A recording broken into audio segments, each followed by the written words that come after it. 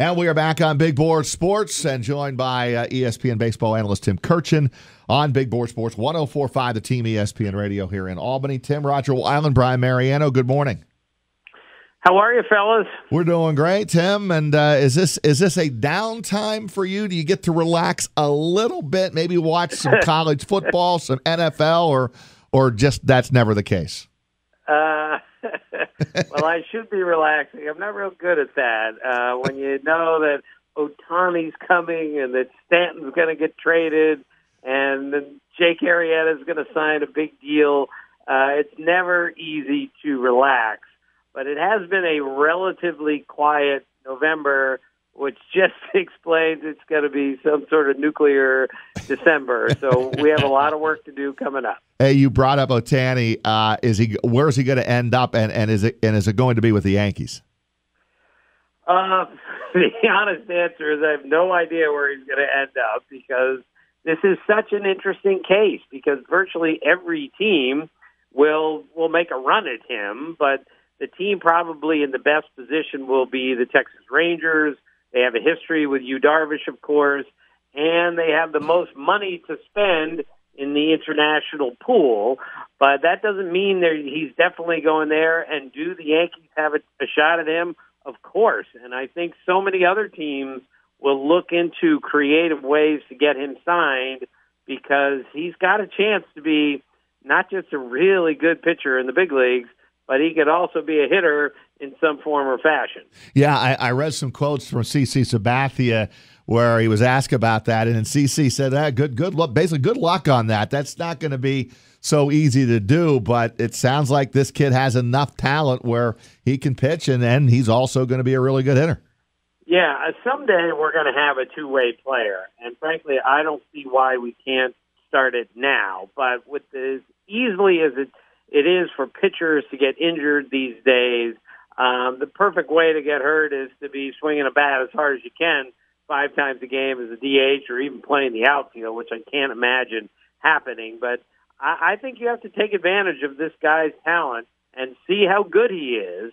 And if the talent isn't there, let's say as a hitter, then you're fine. You just make him a pitcher. But if he can do both, I wouldn't hesitate to at least give it a try somewhere. Could you see the Yankees going to a 6-man rotation?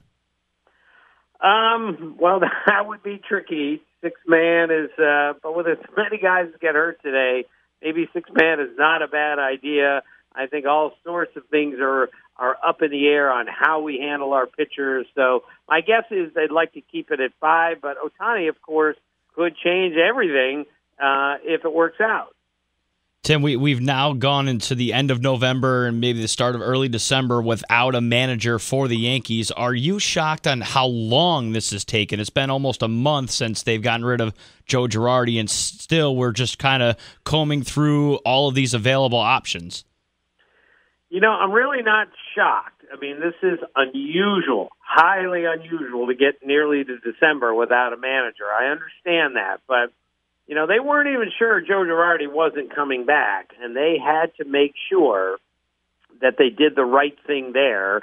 And then once the Girardi decision had been made, then they said, all right, now we have to go find a manager. And this isn't as simple as going to find somebody who's got managerial experience and knows what he's doing, such as, say, Tony Pena, who I think would be a good choice.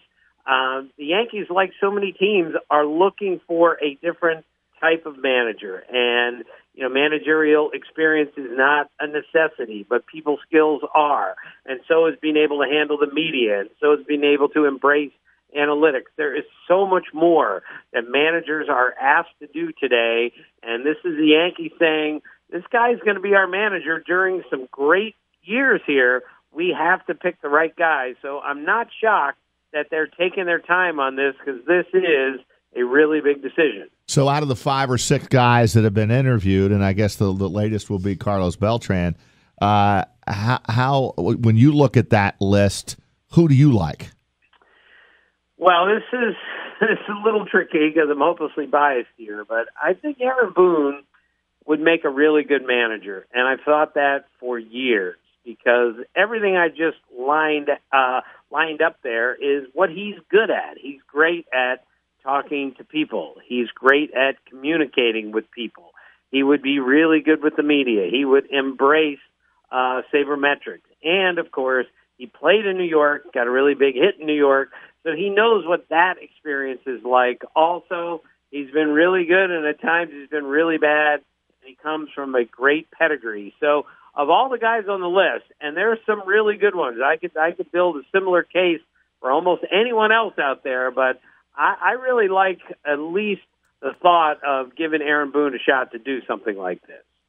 Tim, a little bit concerned with the shoulder surgery, but with Aaron Judge, am I too concerned? And maybe just because I'm worried about him having a sophomore slump after having such a tremendous rookie year.